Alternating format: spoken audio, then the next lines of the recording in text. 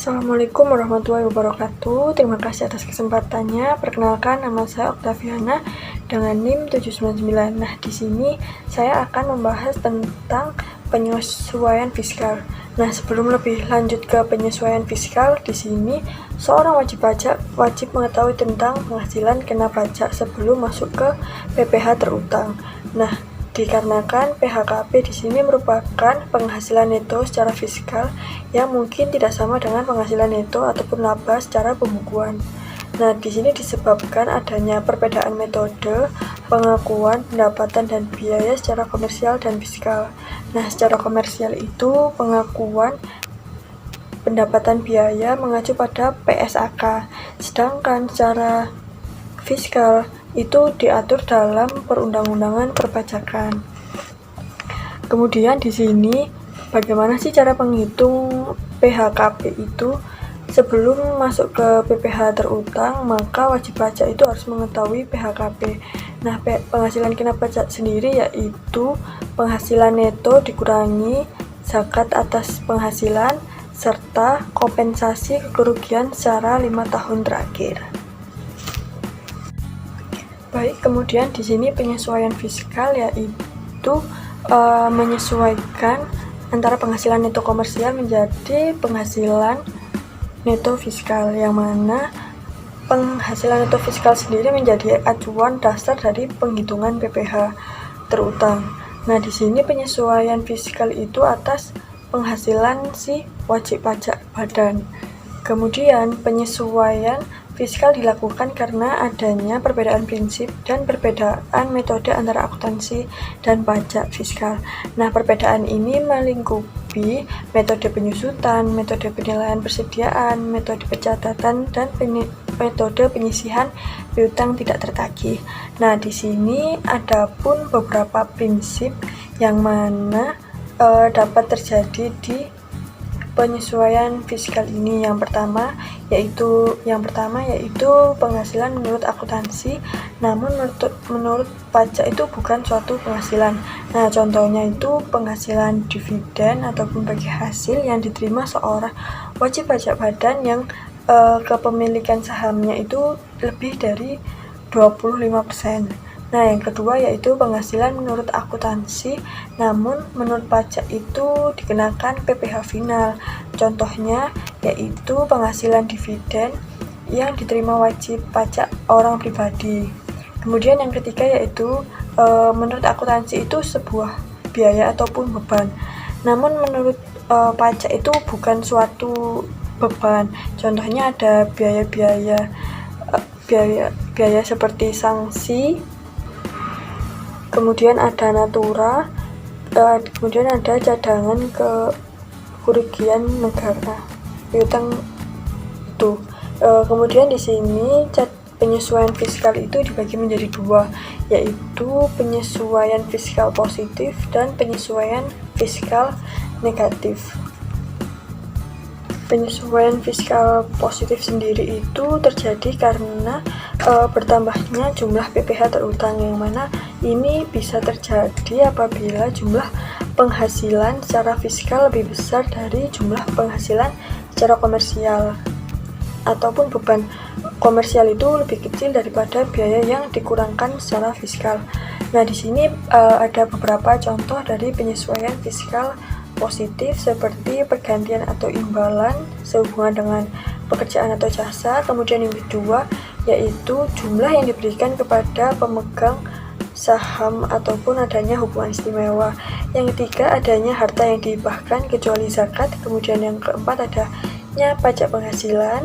Kemudian kelima ada sanksi administrasi. Kemudian yang keenam adanya selisih penyusutan ataupun amortisasi, dan yang terakhir yaitu biaya untuk menagih penghasilan yang dikenakan PPh final dan penghasilan yang tidak termasuk objek pajak. Kemudian yang kedua yaitu penyesuaian fiskal negatif. Penyesuaian fiskal negatif itu kan yang menyebabkan berkurangnya jumlah pajak terutang. Nah, hal ini disebabkan oleh lebih besarnya jumlah penghasilan secara komersial dibandingkan dengan jumlah penghasilan secara fiskal ataupun karena beban secara komersial lebih kecil dari biaya yang dapat dikurangkan dari secara fiskal. Contohnya yang pertama yaitu penghasilan yang dikenakan pajak penghasilan final. Kemudian yang kedua adanya penghasilan tidak termasuk objek pajak. Yang ketiga adanya selisih penyusutan atau amortisasi di bawah penyusutan amortisasi fiskal. Sekian dari saya, kurang lebihnya mohon maaf, dan selanjutnya akan dilanjutkan rekan saya. Terima kasih atas kesempatannya. Perkenalkan, nama saya Syawina Faiza Alifa dengan NIM 598. Nah, di sini saya akan menjelaskan tentang kompensasi kerugian. Nah, apabila penghasilan bruto setelah pengurangan didapat kerugian, maka kerugian tersebut dikompensasikan dengan penghasilan mulai tahun pajak berikutnya, berturut-turut sampai dengan 5 tahun. Selanjutnya, contoh soal. PTA dalam tahun 2015 menderita kerugian fiskal sebesar 1.200.000.000 rupiah. Dalam 5 tahun berikutnya, laba rugi fiskal PTA sebagai berikut. Pada tahun 2016, laba fiskal sebesar 200 juta rupiah. Pada tahun 2017, rugi fiskal sebesar 300 juta rupiah. Pada tahun 2018, laba fiskal nihil. Pada tahun 2019, laba fiskal 100 juta rupiah. Pada tahun 2020, laba fiskal 800 juta rupiah. Kompensasi kerugian dilakukan sebagai berikut. Jadi, rugi fiskal tahun 2015 sebesar 100 juta rupiah yang masih tersisa pada akhir tahun 2020 tidak boleh dikompensasikan lagi dengan laba fiskal tahun 2021. Sedangkan rugi fiskal tahun 2017 sebesar 300 juta rupiah hanya boleh dikompensasikan dengan laba fiskal tahun 2021 dan tahun 2022. Karena jangka tahun 5 tahun yang dimulai sejak tahun 2018 berakhir pada akhir tahun 2022. Terima kasih. Terima kasih atas kesempatannya. Perkenalkan, nama saya Gilang Ramadan dengan NIM 2018-710-439. Nah, di sini saya akan melanjutkan presentasi dari rekan saya. Di sini saya akan menjelaskan tentang tarif pajak penghasilan badan. Nah, sesuai dengan Undang-Undang Nomor 17 Tahun 2000 sendiri tentang pajak penghasilan atau PPh, subjek pajak terdiri dari orang pribadi, badan, dan warisan. Dengan kata lain, pajak penghasilan juga diberlakukan kepada suatu badan usaha atau perusahaan atas barang atau jasa yang dikelolanya. Nah, tarif pajak yang diterapkan atas penghasilan kena pajak bagi wajib pajak badan dalam negeri dan bentuk usaha tetap adalah sebesar 28%. Nah, berikut akan diberikan beberapa contoh perhitungan pajak yang terutang untuk wajib pajak badan dalam negeri dan bentuk usaha tetap. Nah, di sini semisal jumlah penghasilan kena pajak 1.250.000, kemudian pajak penghasilan yang terutang hitungannya adalah 28% dikali 250 juta, kemudian sama dengan hasilnya adalah 350 juta. Nah, di sini beberapa ketentuan mengenai tarif pajak PPh badan. Yang pertama ada tarif badan menjadi 25% yang mulai berlaku sejak tahun pajak 2010. Nah, wajib pajak badan dalam negeri yang berbentuk perseroan terbuka yang paling sedikit 40%. Nah, dari jumlah keseluruhan saham yang disetor diperdagangkan di Bursa Efek Indonesia dan memenuhi persyaratan tertentu lainnya dapat memperoleh tarif 5%. Nah, lebih rendah daripada tarif umum yang diatur dengan atau berdasarkan peraturan pemerintah. Nah, di sini saya akan memberikan beberapa contoh seperti omset PT ABC 100 juta, kemudian penghasilan kena pajak PHKP 500 juta.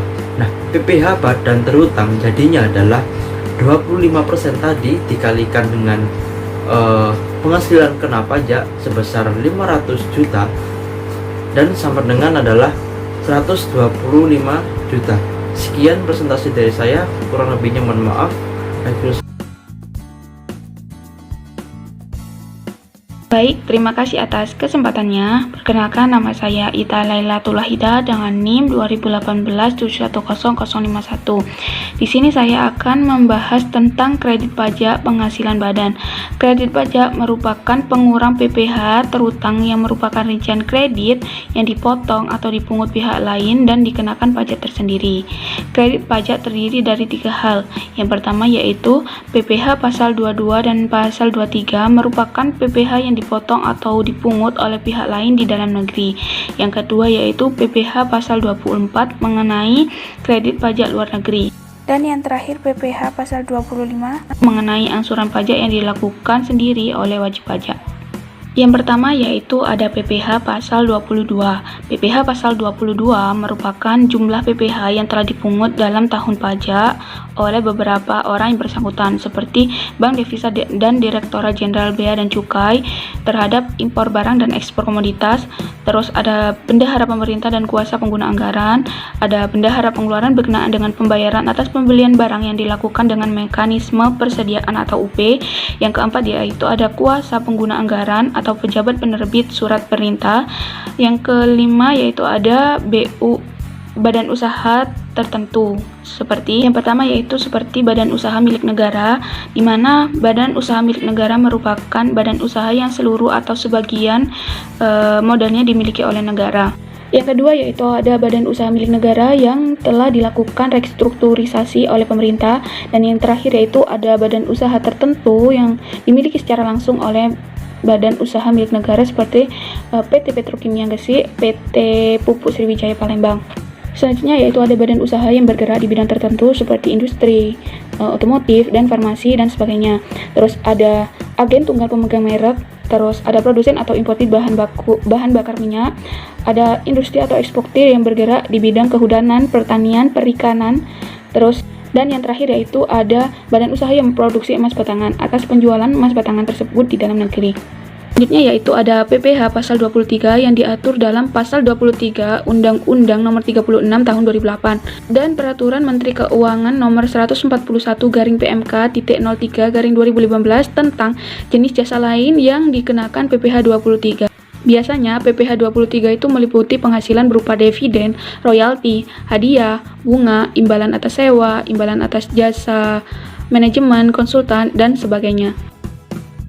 Yang ketiga yaitu ada PPh pasal 24. PPh pasal 24 merupakan jumlah pajak yang dibayar atau dipotong atau terutang di luar negeri pada tahun bersangkutan selama tidak melebihi perhitungan pajak yang terutang UU PPh. Biasanya wajib pajak melakukan permohonan kredit pajak luar negeri kepada Direktur Jenderal Pajak dengan melampirkan laporan keuangan dan penghasilan yang berasal dari luar negeri. Terus yang kedua, fotokopi surat pemberitahuan pajak yang disampaikan di luar negeri, dan yang ketiga ada fotokopi dokumen pembayaran pajak di luar negeri. Dan yang terakhir yaitu ada PPh pasal 25. PPh pasal 25 merupakan angsuran yang dihitung oleh pajak penghasilan yang terutang menurut surat pemberitahuan tahunan pajak penghasilan tahun pajak yang lalu, dengan dikurangi penghasilan yang dipotong sesuai dengan PPh pasal 23, yang dipungut sesuai dengan PPh pasal 22, dan PPh yang harus dibayarkan atau terutang di luar negeri yang boleh dikreditkan seperti yang dimaksud dalam PPh pasal 24. Kemudian dibagi 12 atau banyaknya bulan dalam bagian tahun pajak. Sekian, terima kasih. Terima kasih atas kesempatannya. Di sini saya Lisanul Aziza dengan NIM 500 akan melanjutkan presentasi dari mengenai bab penyesuaian, yaitu penyesuaian fiskal dan menghitung pajak penghasilan. Untuk selanjutnya yaitu adanya hasil dari kredit pajak terhadap pajak penghasilan terutang, itu terdapat PPh kurang atau PPh lebih dibayar. Jadi untuk yang pertama yaitu PPh kurang bayar.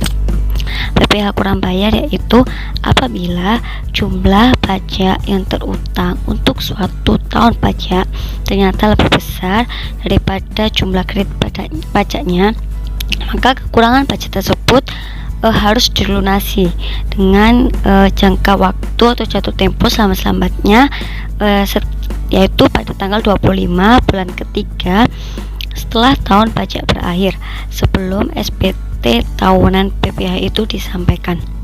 Lalu untuk kasus yang kedua yaitu apabila PPh lebih dibayar. PPh lebih dibayar ini yaitu apabila jumlah pajak yang terutang untuk suatu tahun pajak ternyata lebih kecil daripada jumlah kredit pajaknya. Setelah dilakukan pemeriksaan, maka kelebihan pembayaran tersebut akan dikembalikan setelah diperhitungkan dengan utang pajak beserta dengan sanksi-sanksinya, dan ini berdasarkan dengan pasal 28A Undang-Undang Nomor 36 Tahun 2008. Baik, untuk yang selanjutnya itu contoh dari penyusunan fiskal. Untuk soalnya itu ada pada slide 11, rekan-rekan bisa membacanya. Lalu untuk di slide yang ke-12 itu ada beberapa informasi lain terkait kewajiban perpajakan FA Kartens yang telah dipotong pihak lain. Di antaranya ada kredit PPh atas impor, kredit PP23 atas bunga pinjaman, kredit PP24 atas penghasilan dari luar negeri, angsuran PP25, STP PP25. Dan di sini ada beberapa pertanyaan seperti bagaimana koreksi fiskalnya, bagaimana besar PPh terutang dan kredit pajak di periode berjalan, bagaimana berapakah pajak kurang lebih atau kurang lebih bayar di periode berjalan, berapa angsuran PPh 25 bulan yang harus dibayar di periode mendatang. Untuk yang pertama kita akan menjawab pertanyaan yang A, B, dan C, yaitu dimana tadi bagaimana koreksi fiskal ditetapkan. Jadi untuk koreksi fiskal yang pertama yaitu kita menuliskan laba bersihnya sesuai dengan nominal yang ada. Lalu untuk koreksi fiskalnya itu di sini atas transaksi dengan Istana Kepresidenan itu akan menggunakan rumus yang ada di slide 14 di keterangan yang jadi menggunakan rumus di situ. Lalu untuk penghasilan sewa lahan masih sama nominalnya dengan ada yang di soal. Untuk keuntungan revolusi yang tidak dilaporkan juga masih sama yang ada di soal, yaitu sebesar 110 juta. Untuk beban penghapusan piutang tak tertagih ini setengah dari jumlah yang ada di nominal yang ada di soal, dikarenakan setengahnya itu telah dilaporkan. Lalu untuk beban depresiasi ini tuh caranya kita menghitung depresiasi menurut akuntansi terlebih dahulu. Di slide ini itu di slide yang ke-14 mengapa 4%, jadi 4% itu kan sama kayak 1/25. Jadi maksudnya itu kayak 2 miliar 100 juta dikurangi dengan nilai sisa per masa manfaat yaitu 25 tahun tadi. Namun dijadikan persen sama saja dengan 40% akan menghasilkan sebesar 80 juta.